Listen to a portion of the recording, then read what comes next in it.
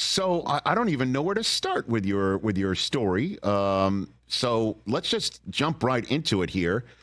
Kenny Pickett, the only quarterback currently in the quarterback room. You said, though, there is, quote unquote, some internal division that maybe Mason Rudolph should be the starter. What can you tell us about that? Well, I think that's among the players because when you go back to the end of the season and you have players like the receivers, such as Deontay Johnson, such as George Pickens, acknowledging their support of Mason Rudolph, not taking a poll, but coming out and saying that the offense effectively has worked better with Mason Rudolph, which of course it has. It has enabled those two guys. Of course, they're probably going to say that to make to have more catches and make more big plays.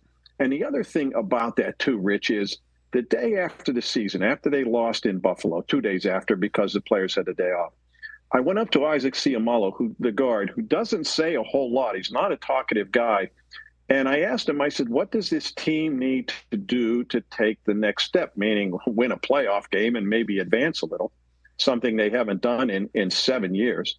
The first thing he said without hesitation was, we need to figure out the quarterback situation. And that right there tells you there is some division internally amongst the players that they feel, okay, not that they're down on Kenny Pickett, but you saw what Mason Rudolph did.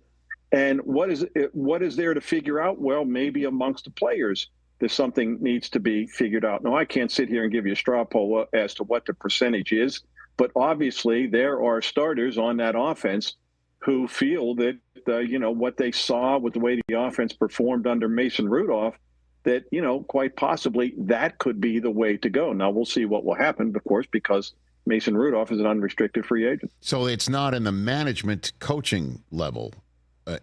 I'm not so sure about that either. Okay. I will say this. After the Cleveland game, which, if you recall, it was the third of that 3-game losing streak, the embarrassing losses to Arizona and New England, back-to-back 2-win teams, and then they go up to Cleveland and play poorly. They lost like 13-10. The offense has just been performing like that basically for 2.5 seasons. They had considered, it was discussed about benching Kenny Pickett at that point because they just needed to do something after those 3 losses. Well, what ended up happening is that's when Matt Canada was then fired. And so when Kenny Pickett got hurt, look, if that would have been September or October, Kenny Pickett would have gone back into the lineup because he's their number 1 quarterback.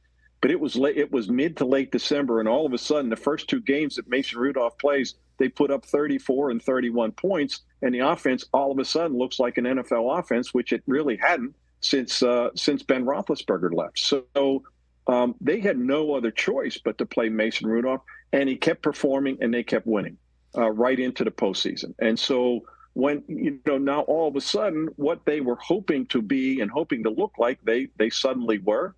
And the fact that they were winning and got into the postseason because of that, well, I mean, those players want to win. And they saw not only the guy who was winning, because Kenny Pickett does have a winning record as a starter. He's 14-10 as a starter.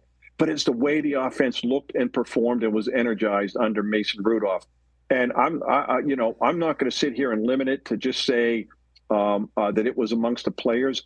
But look, the coaching staff, the front office, they see what Mason Rudolph did, and they're not going to turn a blind eye to it. Catch the Rich Eisen Show every single day on the Roku channel, 12 to 3 Eastern, for free.